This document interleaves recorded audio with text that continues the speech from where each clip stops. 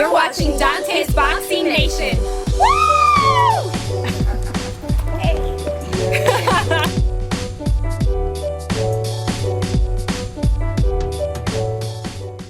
We'd like to welcome you to the Bryant Jennings versus Luis Ortiz conference call. This is Hilda, and I will be your operator for today. At this time, all participants are in a listen-only mode. We will conduct a question-and-answer session later in the session. Please note that this conference is being recorded. I will now like to turn the call over to Mr. Eric Gomez, Vice President of Golden Boy Promotions. Mr. Gomez, you may begin. Thank you very much. Thank you. I want to thank everybody that's on the call for being on this official call here to announce our December 19th showdown between Bryant Bye-Bye Jennings and Luis the Real King Kong Ortiz. The heavyweight division is starting to heat up, and a big reason will be on December 19th. We're happy to announce this fight. It's going to be a 12-round clash for the WBA interim heavyweight title, and it will be at Turning Stone Casino in Verona, New York. This fight is presented by Golden Boy Promotions and in association with Gary Shaw Productions. The action-packed night will be televised live on HBO Boxing After Dark. It begins at 10:15 p.m. Eastern and Pacific. And I just want to give a big thank you to HBO, who obviously has done a great job this year in boxing, and by far is the best network for boxing. Tickets for this event are on sale now, and they're starting as low as $25, $35, and $60 for ringside. It's a great night of boxing, and obviously $60 for ringside is a great price. You don't want to miss it. Tickets are going to be available at the Turning Stone Resort box office by calling 315-361-7469, or you can always go online at Ticketmaster.com. As I said, it's going to be at Turning Stone. We did a show earlier this year at Turning Stone. They're great partners, and we're happy to be there again. They're hosting the event. It's actually called the Oneida Nations Turning Stone Resort Casino. And, it's a premier destination, and obviously they've been doing a lot of boxing lately, so we want to thank them for all their support and for being great partners. And on today's call, you'll hear from both teams. You'll hear from Team Jennings and Team Ortiz, and you can ask them questions about their clash coming on December 19th. With that, I want to move now to introduce you to Team Ortiz. We want to start with his trainer, Herman Caicedo, who's done a great job with Luis. He's undefeated, and obviously with this fight here, it's going to be a big step up for him, and it's going to get him closer to bigger, better fights. So, Herman, if you can say a few words, please. Sure. Thank you for having me on. I'm very excited for the 19th of December for the fight. We've been working very, very hard, for the past year and a half, preparing for this, step-up fight, as you said. And, I know that Luis is going to, show the world exactly why they call him King Kong. That's great. Thank you, Herman. Thank you very much.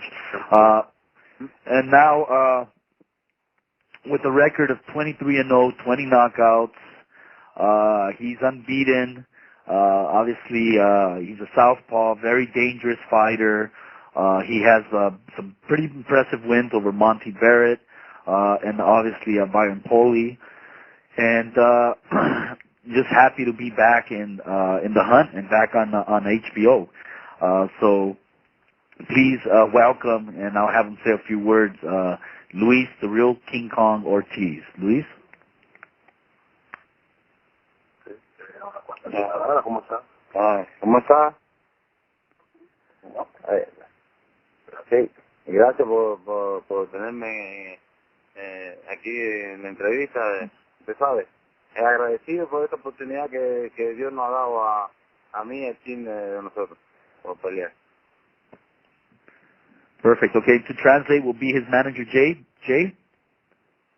Hey, how you doing, guys? Louis, I'd like to thank the Golden Boy team and HBO and everyone who supported him. to give him a chance to prove himself finally to the world of, what he deserves. And he wants to thank God also. That's great. Thank you. Thank you very much, Jay and Luis. With that, we can open it up for questions. Thank you. As a reminder, if you'd like to ask a question, please press star 1. We have a question from Dan Rafael from ESPN. Thank you very much. Eric, Jennings is not on the call yet, correct? Just Luis right now? No, I don't think so. I don't know if they're listening or not, but he'll be on. Okay, so I can just ask Luis our question then. My question for Luis is, he won his title against Vidando, his interim title in October, against an opponent who most people had never heard of. Most people would say, hey, not a big fight. He's got that belt, but now he's fighting Jennings, who is considered a much more notable, significant contender. Will he feel more like he's accomplished something by beating a known name like Jennings, who went 12 with Klitschko, compared to knocking out Vidando, who was basically an unknown fighter? Yes. Yeah, he says 100% that he's going to feel a lot more accomplished beating somebody like Jennings, who has a real record, finally. My other question then for him is, it was an interesting matchup just on its own, forgetting about what else was going around in the division, because Luis and Jennings, two good fighters obviously in the heavyweight division. But given what happened last weekend with Fury pulling the upset against Vladimir Klitschko, it sort of opens up and makes a lot of other things possible in the heavyweight division, because one fighter does not just have an ironclad hold on it like Klitschko had for so many years. So I'd like to know from Luis what he thinks about where the heavyweight division is now and where he fits into it now that it really seems to be wide open, at least for the time being, with Klitschko not the champion. All right.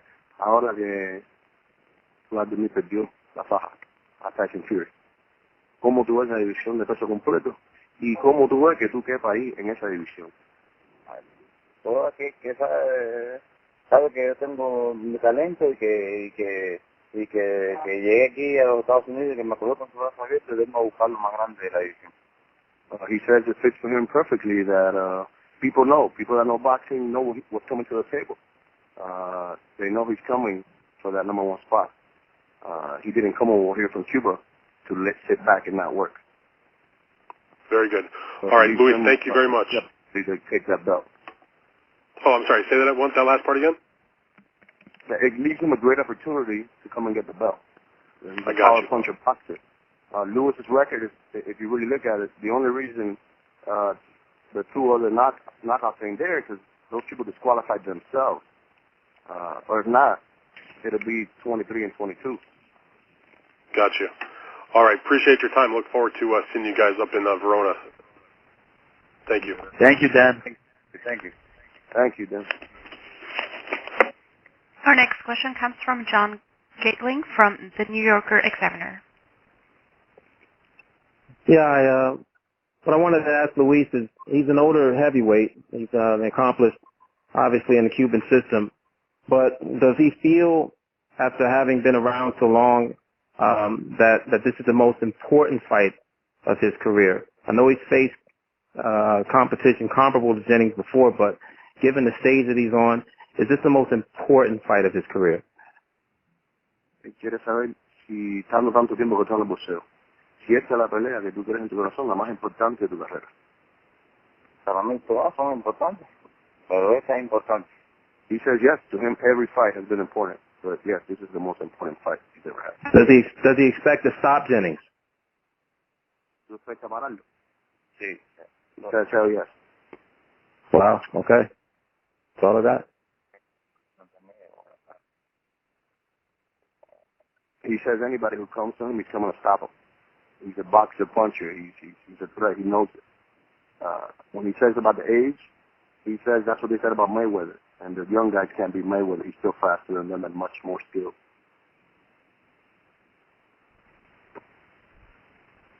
Thank you. Our next question comes from Glenn Irby from Black Sport Online. Hi, Luis. Do you think that a win over Jennings will put you in line for a shot against Wilder or Fury? What was that? If that question was to me, we can't hear it today. Glenn, was can you asking. speak a little bit louder, please? Yes, I was asking Luis if he thought a win over Jennings would put him in line for a showdown with Deontay Wilder or Tyson Fury. ¿Tú crees que ganándole a Jennings te pongo la línea ya para Tyson Fury or what? Cualquiera, estoy listo. He says yes. He thinks that Savage should put him ready for anybody. Hello? Thank you, Luis. Did you hear me? Oh, he said after you. Oh, thank you. Yes, I heard.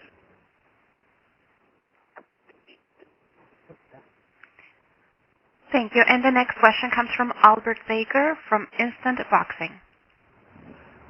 Yeah, Luis, you're 36 now. Do you feel like there's a sense of urgency? And in the event you were to lose to Jennings, do you feel like that might be the end for you? Que tengo 36 años, ¿tú crees que hay apuro? Y en caso que se pierda, si todavía hay chance. Que la edad no dificulta. The age, he doesn't see it because he's been in boxing without getting hit. Movimiento, velocidad. He's got speed and movement. And to lose, he's not thinking about that. That's not in his mind. Okay. Okay, and last, Luis, you're a big, charismatic heavyweight. You have a kind of a large presence about you with a lot of energy. Are we going to see you learn English to start winning over those American fans in what looks like is going to be a new resurgence of the heavyweight division with the dethroning of Klitschko recently? Yes, I try it every day. He said yes, he's trying every day, learning English every day. Okay, thank you. All right, thank you. The next question comes from Steven Calderon from The Boxing Voice. Thank you. Good afternoon, everybody. Louis, your last fight went only 3 rounds. And 2012 was the last time you went over 4 rounds. Are you concerned that your stamina won't be adept to go into the later rounds where Jennings has experience at 10 and 12 rounds? Igual, hacerme trabajo. Voy a hacer mi He's trabajo. coming to do his job. He doesn't know what rounds it'll ever be. He's coming to do his job. Nobody could ever calculate really what rounds because it's up to Jennings. It's up to Jennings if he wants to come fight or come run. That'll determine the fight. If Jennings tells you if he's coming to fight, then it won't go many rounds. If he's coming to box and move and run. As far as stamina, he does 40 minutes. He does 16, 17 rounds of sparring. Okay, Jay, great. Thank you. Jay, can you repeat that answer one more time? We had a hard time hearing you. That as far as his stamina, Lewis says he does 16, 17 rounds non-stop in sparring, so stamina is not an issue. As far as what stoppage he could give him and what times he can't determine because it's up to the opponent. Coming to fight, so he's coming to box and run. Okay, thank you. And also one quick question for the trainer. Herman, how do you train Louis for a fighter like Jennings? Do you have to do anything different to adapt to Jennings' style, or is it just training as usual? As far as the conditioning is concerned and the preparation for peaking a fighter, that's a whole lot at the high level. Obviously, with being an older fighter, I take into consideration some things, for the body and giving it the proper rest, etc., that you wouldn't with a younger fighter. But that's really the only difference in the conditioning. As far as the strategy is concerned, each fight has its own strategy. Every fighter is a little bit different. The really nice thing about working with a fighter like Lewis, who understands the art of boxing, he's been in the ring since he was 6 years old, there's not a square inch in that ring that he doesn't understand and can't completely manipulate to, favor him. So, he sees his style, he can adapt to it immediately, even before he gets back into the corner when we're sparring. I've definitely given him all kinds of styles, and in his career, he's seen them all also. So, it's really just, like I said a minute ago, it's really just preparing conditions to make sure that he can do what he does best naturally for the 12 rounds. And there are some things that we talked about statistically and that Jennings does do over and over, and then there's some game plan points that we've done that there is a little bit difference in this fight and the magnitude of the fight. So I mean everything's more intense, everything's more dialed in, and come December 19th, I think he's going to show the world, as I'm sure Jennings is coming to show the world as well. It'll be a great fight. All right, thank you very much, guys. Good luck. Yeah, thank you for asking. As a reminder, if you'd like to ask a question, please press *1 on your touchtone phone. The next question comes from Diego Murilla from ringtv.com. Hello, everybody. Thank you for taking the time for the call. I'm going to ask the question in English first and then in Spanish for Luis. It's about his role as the flag bearer of the Cuban heavyweight boxing and the possibility of him becoming the best or the most recognized heavyweight in Cuban history. Luis, te quería preguntar básicamente sobre la posibilidad de que te transformes en campeón mundial de peso pesado.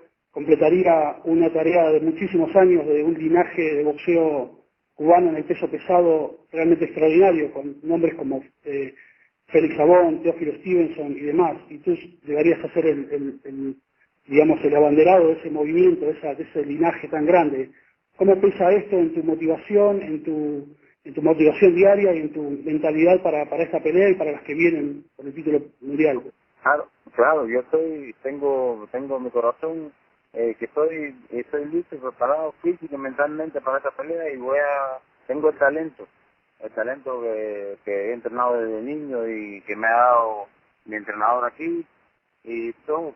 Estoy 100% para demostrarle al mundo que King Consi va a ser el campeón del mundo. Tiene va a ser el campeón del mundo. Y para Go ahead, yes. Jay, can you translate that? They asked him about if he has, or if he could be, the first heavyweight champion Cuba's ever seen in history, which he's the first interim champion Cuba's ever had in history. And he says, of course, he does it from the heart. He does it for Cuba. He does it for himself. That he thinks he could be, and he is going to be that guy to do that for Cuba. All right, thank you, guys. Gracias, Luis. Thank you. Thank you. We have a question from Daniel Olea from Zona Deportiva. Buenas tardes a todos, Daniel Olea de Los Ángeles. Luis, me gustaría preguntarte qué habilidades boxísticas tiene Luis Ortiz para en un futuro poder enfrentar y derrotar a gente como Tyson Fury o quizás Deontay Wilder. El boxeo, la experiencia y lo que he aprendido cada día en el gimnasio. Todo está en el corazón. Esto, la preparación, el gimnasio lo dice todo. Muchos entrenan, pero no tienen la experiencia suficiente y el corazón para llevar una pelea. Jay, can you go ahead and translate that? Okay, they asked him, does he think he has and what it takes to be able to beat the likes of guys like Tyson Fury and Wilder? And he says, of course, that's what he does. With his training, with his determination, with his camp, and most importantly, with his heart, he thinks he's going to be unstoppable. Y mi segunda y última pregunta sería para ti, Luis. ¿Consideras que el hecho de que, pues viendo que la época de los Klitschko se está acabando, está llegando a su fin, bueno para la división de los pesos completos, resucitarla con gente nueva como Fury, como quizás tú, otros peleadores como nuevos campeones? Claro. Ya, esta es otra época, estamos ready, por lo menos yo estoy ready para eso. Quiero traer los cinturones para el United States.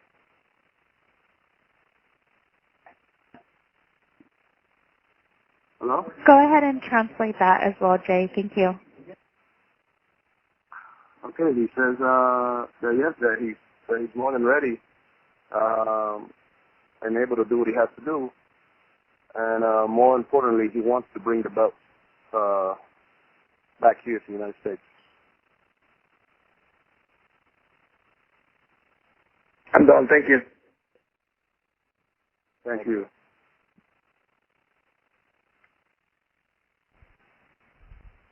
Thank you. And we have a question from Brick Seekins from Breacher Report. Yeah, this is a question, I guess, for anybody generally, but Luis especially. I'm wondering, with the political situation making some big changes in the last year or so between Cuba and the U.S., is there any thought at this point, or any hopes at least starting to develop that a guy like, Luis could fight in Cuba? Because I know it seems like the Cubans are sort of at a disadvantage for audience poll since they've come over. They're unquestionably great fighters, but I'm wondering if, like, Cuba now is starting to look like a place where maybe we could have some pro fights. Well, I could answer that for you because we talk about that regularly. Luis would love that. Luis now is a fan favorite in Cuba. It seems to be even the Cubans are switching their opinion on what boxing is, and we talk about that regularly here, where nobody really goes at the end of the day to a Yankee Stadium or a baseball stadium to see the outfielder or the shortstop. People go see the home run hitters. And he knows he's getting a lot of fan mail and a lot of calls from people in Cuba. And he would love to one day go fight there because he thinks he'll be a superstar over there. He just hopes the time is right, and then it's up to the United States and Cuba being able to fix it, and Golden Boy, that I know they would love to take him there. But he talks about that regularly because it's and obviously from our side on Golden Boy, I mean, it's something that we've discussed many times, and what better than to take a heavyweight Cuban heavyweight champion back to fight in his home country, and we would love nothing better than to do that. And I think the race is on. Obviously, what's transpired in the last year between the both countries, it's a move in the right direction, and there's the race is on between promoters who's going to do the first fight in Cuba, and that's something that we've talked about, and Oscar's for it 100%, and we would love to go back with Luis, and he's the hero, the big hero, the first ever heavyweight champion out of Cuba going back home to fight in his home country.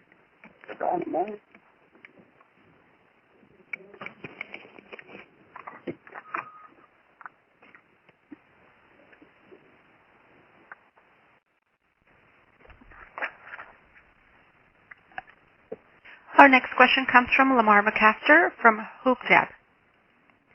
Hello, everybody, and thank you for having me. I have two questions. First question can be answered by either King Kong or the trainer.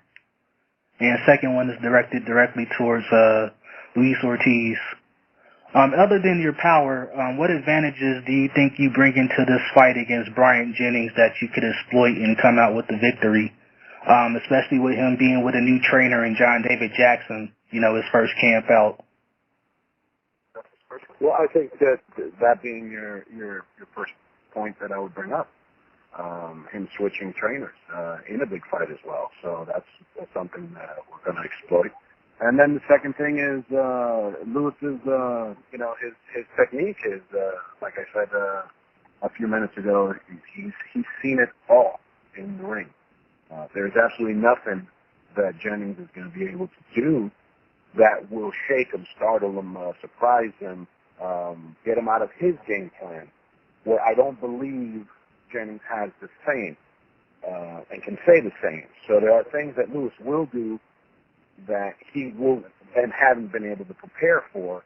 And so I think that in a sense is the main topic there, is that we're just going to do what we do a little bit better, a little bit harder, a little bit longer. And him, Jennings swapping trainers, I can't say that the chemistry may not be there immediately, because sometimes you do click. I'm a coach, and sometimes you do click instantly. But there is that gap, and unfortunately, I don't know that you can bridge it in 6 weeks. So that may or may not be a factor, and it could just be, wishful thinking. But at the end of the day, it's going to be just Lewis doing what Lewis does. That is the difference. Okay, thank you. And the second question is for Luis. You just can't teach also. Okay, and the second question is for Luis. With all the chaos in the heavyweight division, there's reports of Tyson Fury being stripped of the IBF belt and, of course, his rematch clause with Vladimir. If you can't secure a fight against any of the other champions in the division, would you be interested in facing perhaps Ruslan Chagayev to take the interim label off your title with the WBA? Luis, que si todo lo que está pasando ahora en lo que es peso completo, obviamente Tyson Fury ganándole a Klitschko y la revancha de ellos, ahora están negociando la revancha de ellos y quizás se puede demorar mucho tiempo. Si usted no puede inmediatamente después de esta pelea, obviamente ganando esta próxima pelea, si usted no puede hacer algo en esa división con ellos, que si usted tuviera cualquier contraria en pelear con el ruso Ruslan Chagayev. No, yo estoy listo. Yo estoy listo. Yo, lo mío es pelear por los cinturones, por llegar a tener yo peleo con Chagayev, con cualquiera. Lo mío es tener los cinturones del mundo en mis manos.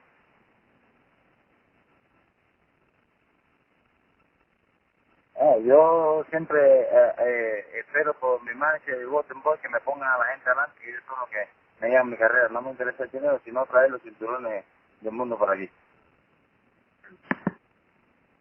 Well, he says that he wants to fight whoever he can fight, that what he wants is the belt.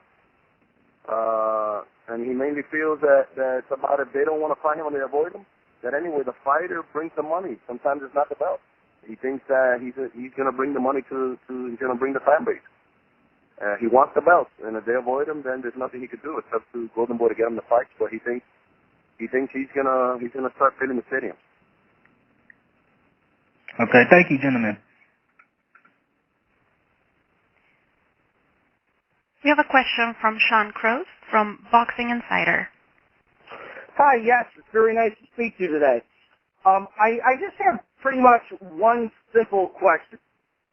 Are you comfortable with how Jennings will come at you? Or do you feel that maybe he has learned he's going to try new things after being in the ring with someone like Vladimir Klitschko?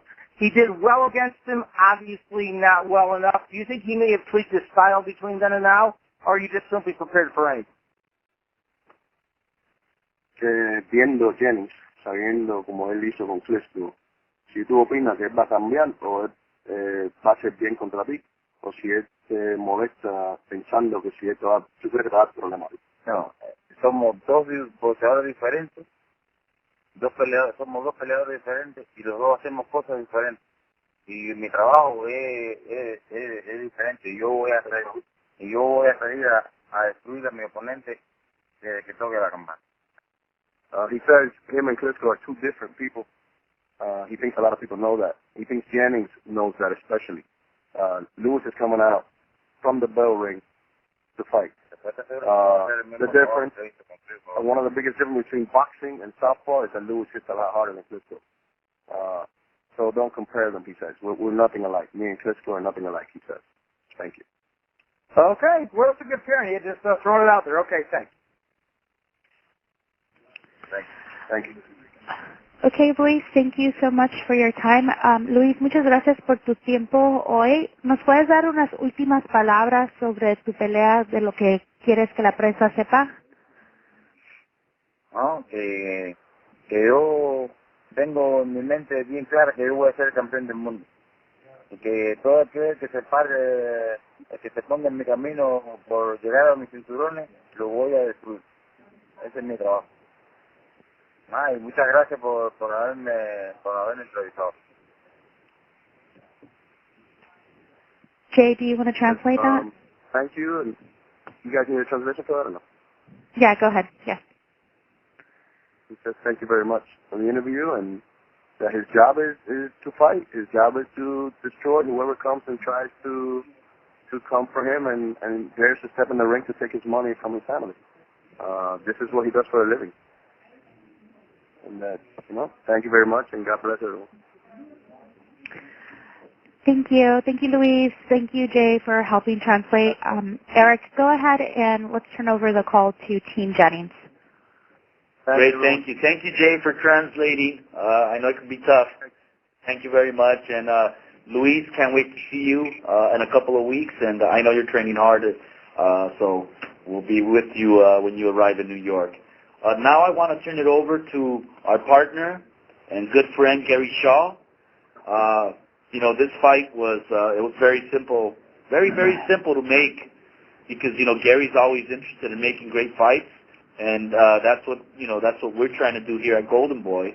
So our interests are aligned, and I just want to thank Gary for everything, and it's going to be great to be working with Gary again. So I want to turn it over to Gary Shaw to say a few words. Gary. Thank you very much. I appreciate what you said. I feel the same way about Golden Boy, and congratulations on Canelo's win. It was certainly a great win, and you have the star in the sport right now. So I congratulate you for that. I listened with interest on the Ortiz call. You talked about bringing him back to Cuba as the champion. I don't think that'll happen, but Jennings and I will be owning the first casino in Cuba, so we'd like to invite Ortiz to be our guest and Golden Boy when we all come over the island. And the other thing I heard with interest was that they compared him to baseball, and he's a home run hitter.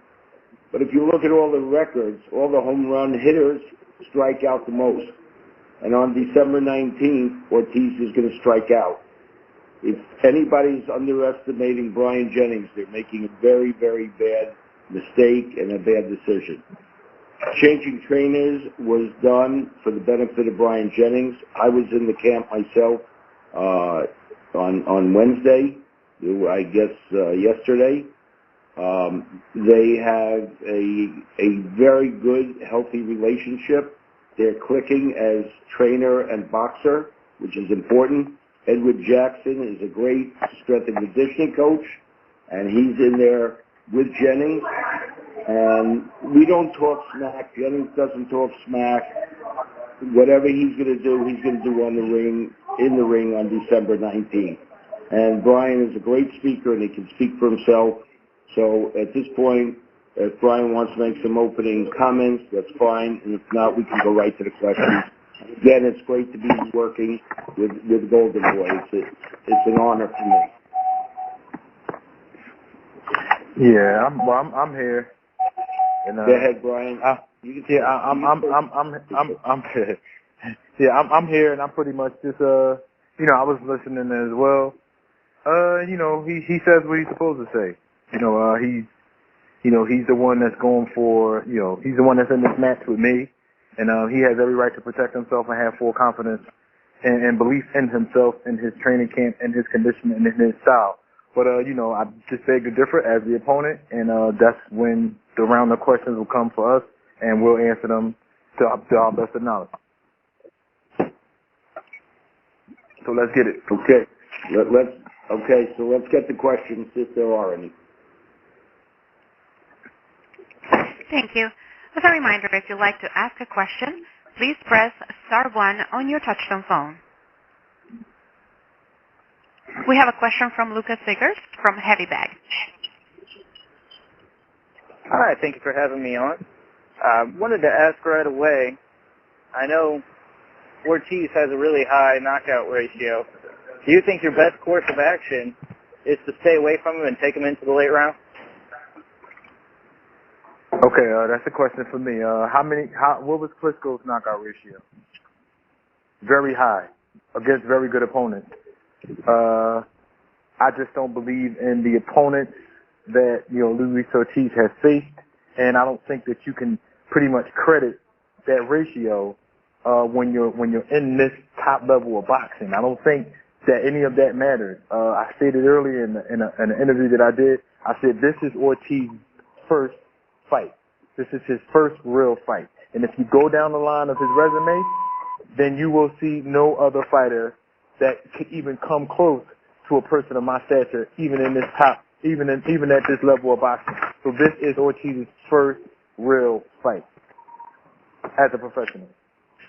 Thank you. I agree there. He doesn't really have, that kind of experience as you do, of course. But my second question would be, how do you feel your training has been different with the new trainer of John David Jackson?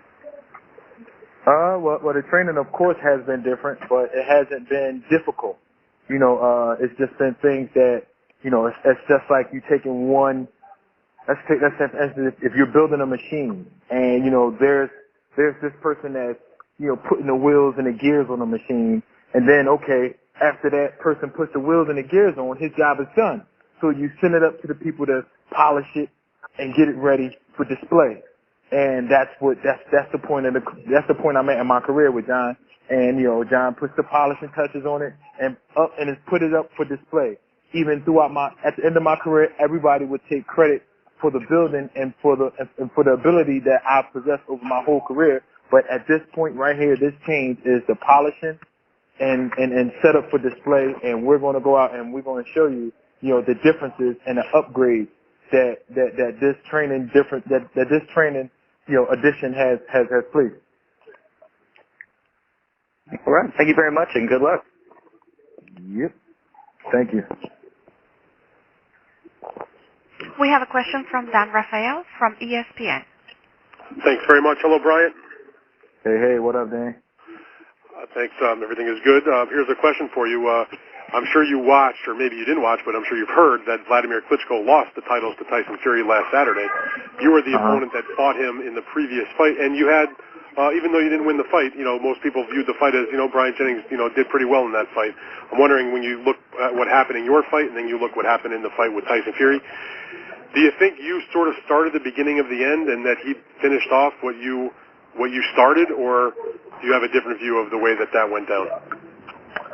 You know, even though the topic of this discussion is, you know, for me versus Ortiz, but you know, I'll take your question. I'll get to Ortiz in a minute. I got you. But yeah, but no, I just think that something is probably wrong with Klitschko on the inside. I think that he's going through something mentally, and you know, that'll even take away from the ability that I put forth in the fight with me and him.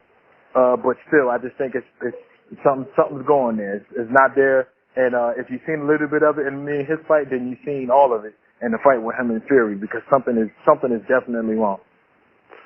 Now, as it relates to your fight with, your fight on the 19th with Ortiz, as you said, you consider this to be his first real fight.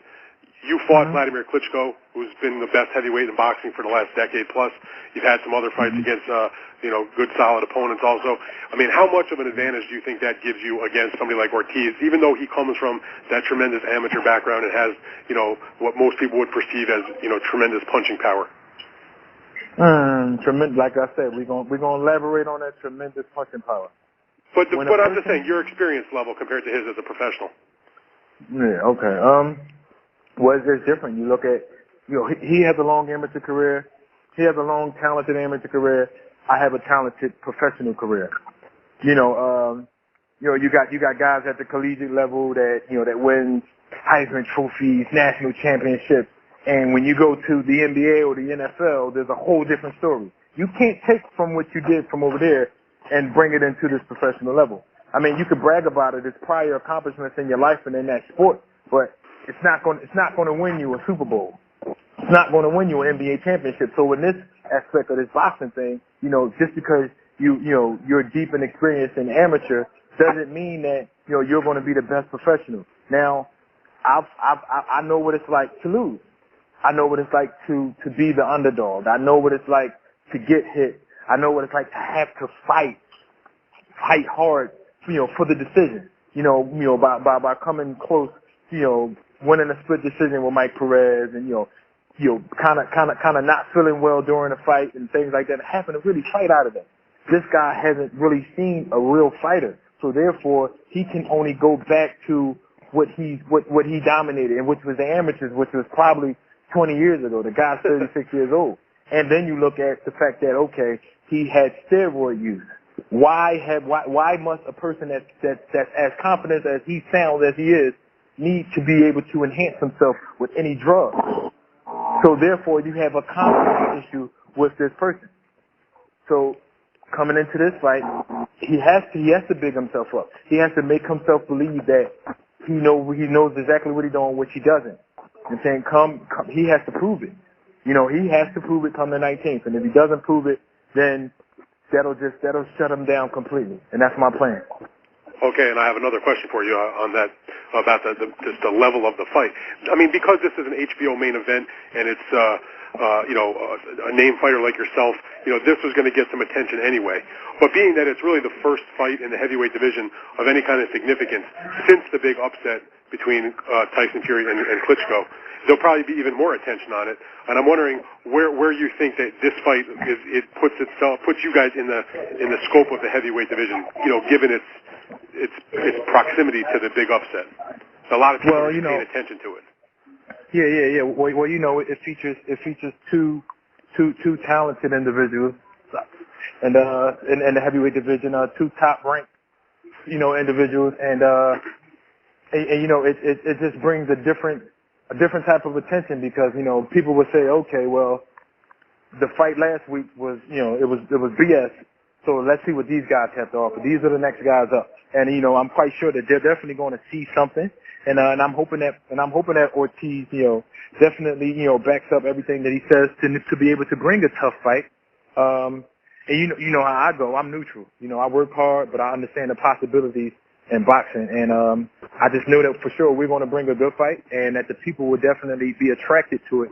So we're going to put on this show and make sure that either one of us, win, lose, or draw, would be a main attraction, and all that momentum from the BS from last week will shift to us as positive momentum. Did you watch that fight live last week, Bryant?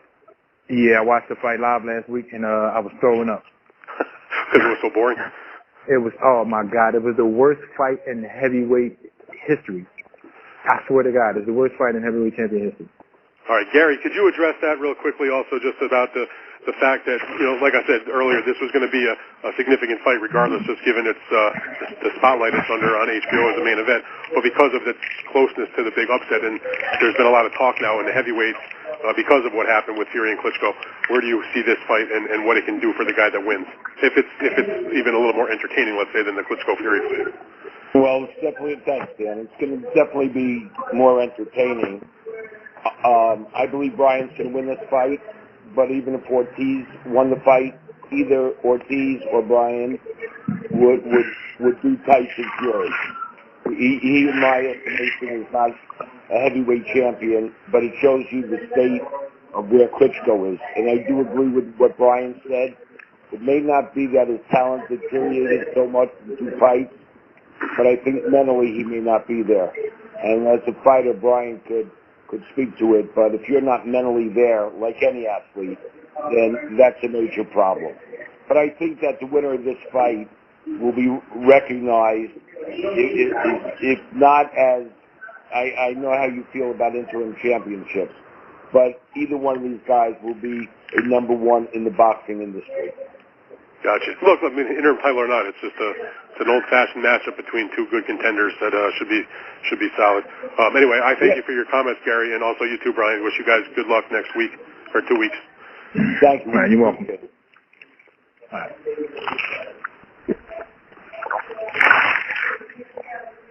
As a reminder, if you have a question, please press star 1.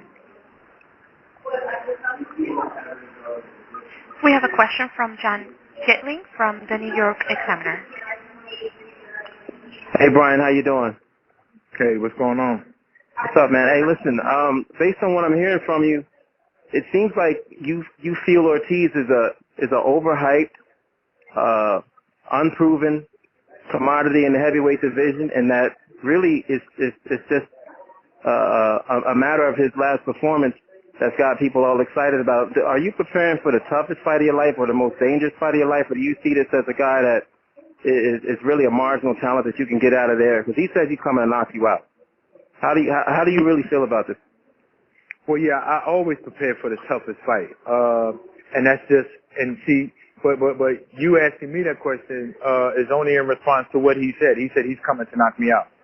If you hear any of my pre-fight suggestions on any of my fights, I never say what's going to happen. Even in this interview just now, I respected the possibility of losing and winning and a draw. So this is boxing. So all that he's confident. but he's a little too overconfident, and he doesn't understand the fight that he's actually in. He hasn't faced nobody like me, and whether it was me or somebody else that's just as close or in the top 10. You know, I mean, which one of his top 10 fighters that he fought? You know, Right. and I would wait. I can wait. I will wait till 5 o'clock. Just name me one. I will wait. He hasn't. So he therefore, hasn't. you know, No. this guy has to put in. You know, he has to humble himself because it's going to be an embarrassment. You know, and me, I play it safe. I'm always politically correct. You get what I'm saying? I work hard, and I know what it is. It's a heavyweight division. These guys are skilled. These guys are strong, and one punch can take you out. But what I do is I practice and I make sure that I'm well conditioned, I'm well trained, and that I go in and I give my 100%. My 100% might not be good enough for Ortiz, but guess what? It's my 100%. So therefore, I'm going to speak and I'm going to give my 100%, and that's what the fans will love. My 100%. You can't expect 120 or 200%. You know, I'm giving my 100. That's what you love me for. I'm giving my all, my 100. That's it. But I'm never going to over-talk myself. I'm never going to be be too cocky, sound all crazy, because I understand that in this game, you better watch out.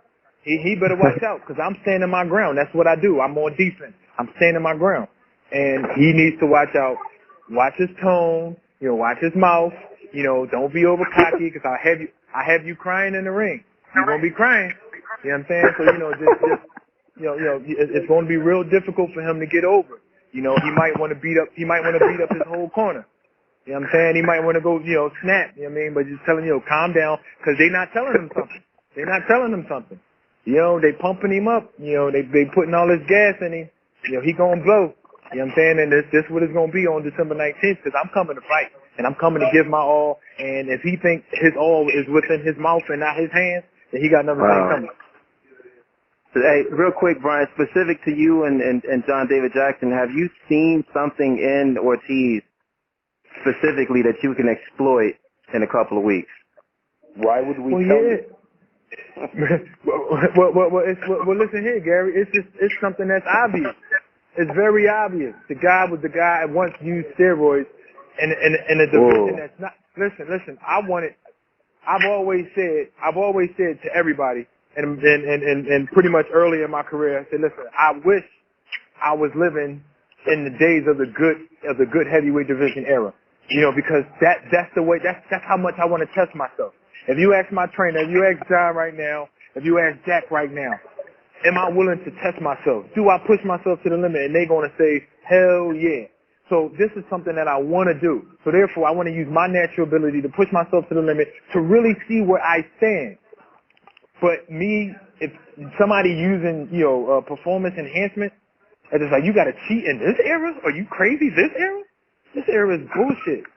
And it's like we work hard, blood, sweat, and tears, and that's why I'm connected with old school guys, guys that really know the game, that really know the sport, that really knows what it's like, that really been in them trenches, that really works in the gym with one bag and no pads and a broken ring.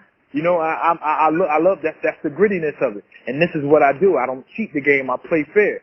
So, just like in basketball, they say the ball don't lie. We're going to see December 19th. Let me just add to that so that all the press knows. For this fight, we are doing drug testing. VADA is doing the testing. VADA. Something that Golden Boy agreed to. There was no problem on either end of drug testing. Bryant Jennings is a vegan. They can test him 24/7. But I do want to take this platform in just a second to say that for the sake of our sport and for the betterment of our sport, and I think that's where Brian is going as well, we need to drug test everyone all the time and prove to the public that we're a clean sport and that the two warriors that go in there in that ring and sometimes place their life on the line and sometimes have given up their life are clean. So we are drug testing for this fight, and I wish everyone else for all their fights would drug test. Money is the wrong thing to say that holds back drug testing in boxing. I appreciate the platform. Thank you.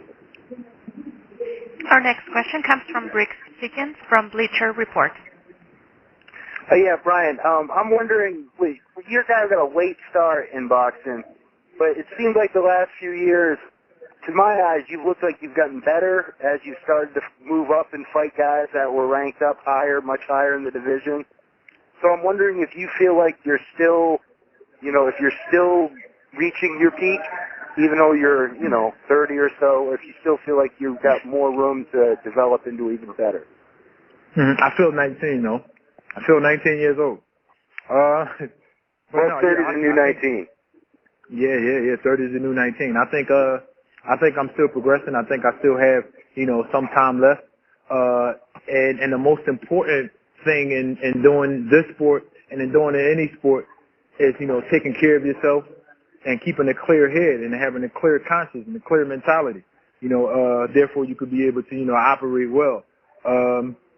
And that's one of the things that I focus on. And, on top of me still feeling youthful and me still putting in hard work, yes, I think I still haven't even reached, my best yet. All right, thanks a lot. You're welcome. We have a question from Glenn Irby from Black Sports Online. Hey, Brian, thanks for taking my call today. Hey, no problem, man. The question, I know, in sports, sometimes a loss can catapult a team, catapult a player to, heights beyond their dreams. Do you feel like even though you lost your last fight, it was a catapult to something bigger? Do you feel like you got a win out of it and you got a different aspect on how you want to approach things from here on out? Because I see bigger things for you, because of that experience alone, win or lose. Some of the greatest fighters in history have a loss. And I think that loss for me wasn't a real loss. That L, I'm saying, wasn't a loss. It was a learn. It was a learning experience for me. And of course, it's something that it teaches you how to feel when you're defeated or when you didn't come up with the win. So therefore, it conditions your mentality to say, okay, to the point where I know what a loss feels like. So therefore, it don't really feel that bad. But you still want to win. So that actually makes it more dangerous. This guy knows what a loss feels like, but yet he still wants to win. But he don't want to lose no more. So he fights hard enough to still win. And the other fighter don't know how that loss feels. So therefore, he might get some comfortability in himself and say, I'm never going to lose. I'm never going to do this. I'm never going to do that. And we may catch him slipping. So we basically have a new and improved Bryant Jennings off his first disappointment. I mean, yeah. I mean, you definitely have a different Bryant Jennings. Tomorrow I'll be new and improved from today. Right. Every day is a progress. So therefore, I'm better than I was yesterday. So tomorrow is always going to be a new and improved. So it's not. All right, take care, y'all. It's not something that where though it's like, okay, well, since he lost, he's new and improved. That's just putting too much expectation on things. I'm new and improved every day. Every single day that passes, I'm new and improved. So therefore, you will see, a different Brian. It's been so long. I've learned so much from the Klitschko fight, like mentally and about life, and about things, about people, about the business. With boxing, it makes it easier for me because I'm going back to that, that clear thinking, that mentality that I have on life. It's different, man. And if Ortiz can figure out some things, in his head, about this life thing, he's gonna look at it a whole lot different, because he's coming from a country where he had to escape, and they still don't understand why they even had to leave and why they would come to America and why they would think America would be better than there. And after a certain period of time, they may say, okay, I want to go back. And say, have you learned the difference, or have you learned the reason why you wanted to leave? So, it's just a different thing with life period. So, I'm new and I'm improved in all different aspects. Excellent answer. Thank you again, Brian. You're welcome.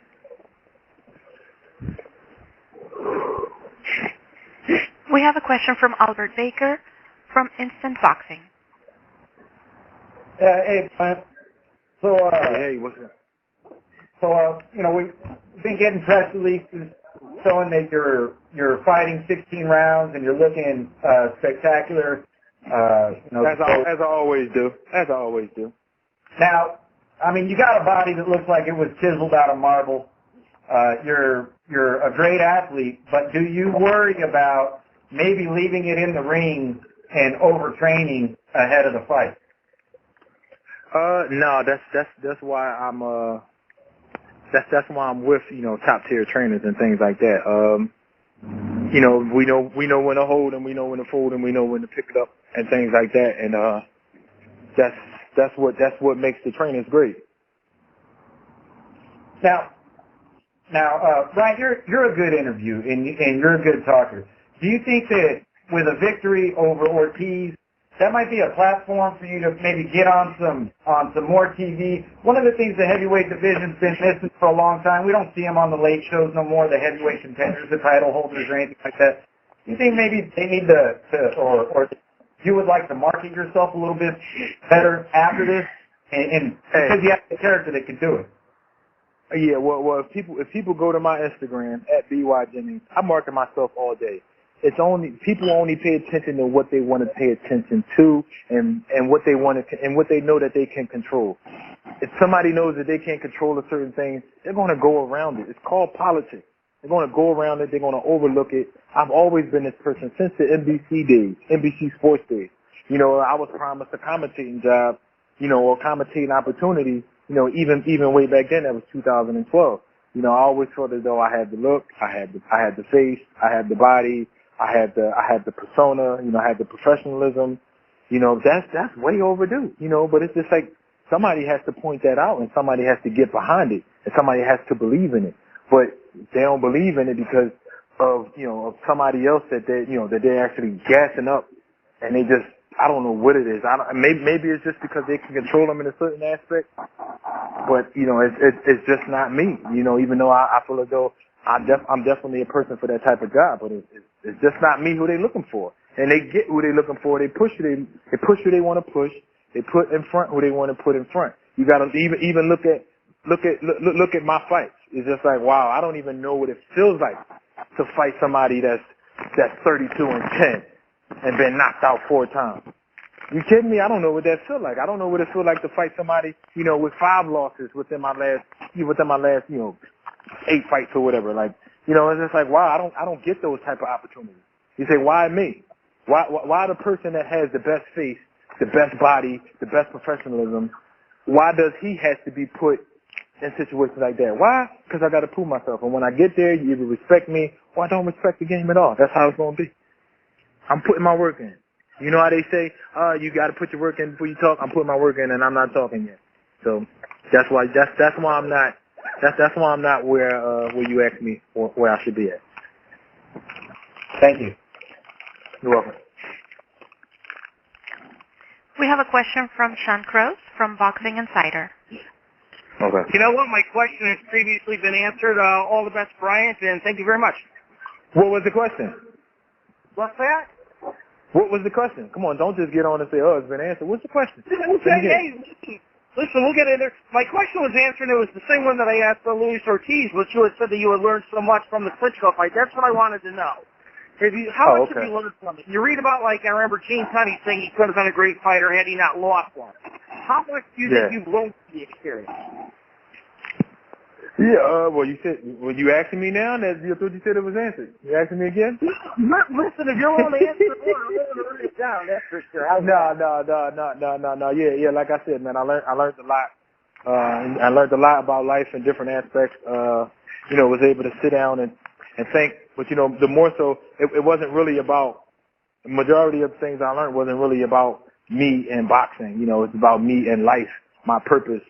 And the ups and downs with the relationships, ins and outs, politics, how to ways that the world works, and kind of like I said, kind of my purpose. So that's more so what I learned, and it made me a more clearer person, more open person, and it's just pretty much paying off through the way I operate, how I do business, how I conduct business, how I talk to my people, how I work on getting everybody together and, doing things. So it made me more professional and made me look at life a lot different. And, it definitely made me push harder because, I knew that I should have won that fight.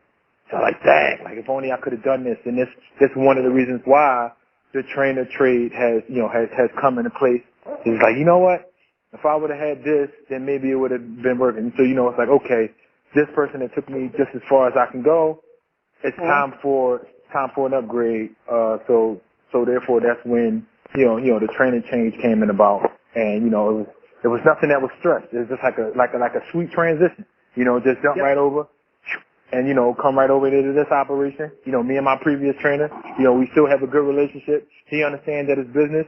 He took it kind of hard, but, it's just the game, it's the business, and that's what we got to do. So. Well, you know what? I'm glad you gave me the opportunity to ask again. Thanks a lot. I appreciate it. You're welcome. And the last question comes from Gail Falkenthal from Communities Digital. Thank you, Bryant. Earlier you mentioned that you would like to have been part of the great era of boxing heavyweights. That's what you're trying to bring back. What do you think it is going to take to bring back a great new era in the heavyweight division today? What needs to happen? Oh man, that's great. That's a great question. I think who was it? Michael J. Fox that was Back to the Future. I think we need to rebuild the time machine and everybody just jump in it and just go back. Because other than that, I don't think it could be done. I just think that the world is changing, people's perspectives are changing. Religion is getting less powerful. So therefore, people's morals and everything is just fading, and money is the greed for money is rising. People don't stand for nothing nowadays. So everybody's doing it for a different reason. And the real genuineship and the real human being is just losing. It's going. And that's why I surround myself around good people. That's why I love good people. I like good people having good relationships and just exercising the mentality that I know that I grew up off of. And that's what it is. So this world is it's happening in everything. It's happening in music. It's happening in boxing. It's happening in art. It's happening in all sports. It's happening on TV.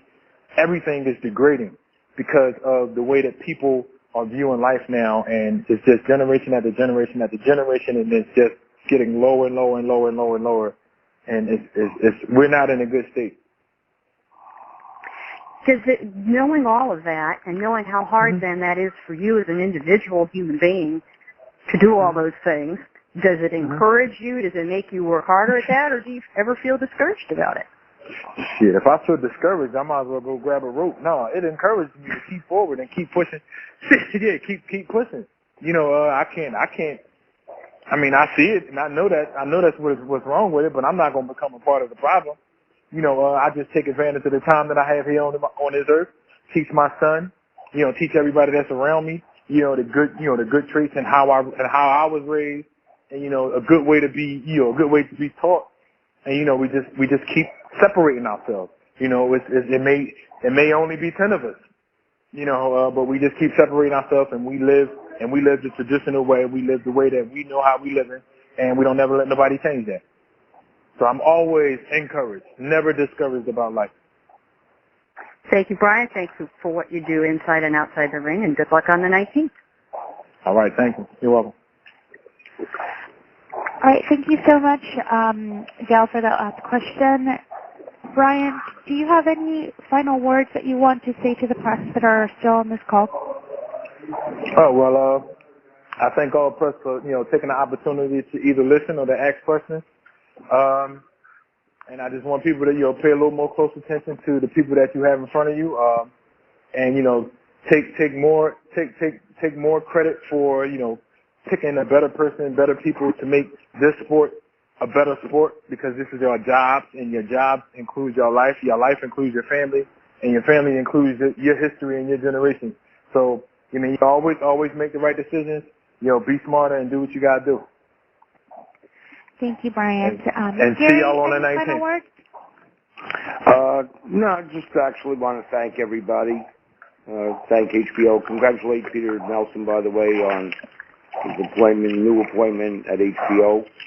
And my final words are that I'm proud to represent Bryant Jennings. I'm proud to represent a clean athlete inside and outside the ring, a family man, and will be the new champion on December 19th. Thank you all. Thank you, Gary. Eric Gomez, any final words on Golden Boy side?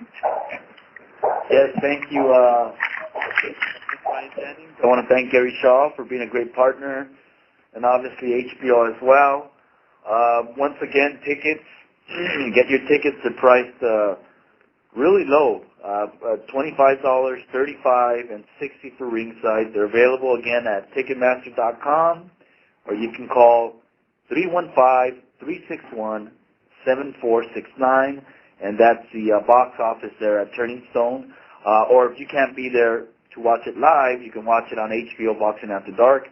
The broadcast will start at 10:15 Eastern and Pacific. I just want to thank everybody. I can't wait, and hope to have you guys join us on December 19th. Thank you. Thank you, and I want to give a last thanks. Is it John on the line? Yeah. Yeah, I'd like to thank John for, let's see, how long was this? You didn't get asked one question, you didn't have to say it. I would like to thank you for holding on for about 35 minutes without having to say anything. You could have been on the phone though. You could have been playing your little your crossword puzzle. Brian didn't answer any questions. He didn't have to do anything. His body of work will show on December 10th. That's right. Right. Appreciate it, brother. Appreciate it. Thank you. Take care. Okay, everybody, thank you. Thank you, ladies and gentlemen. This concludes today's conference. We thank you for participating. You may now disconnect.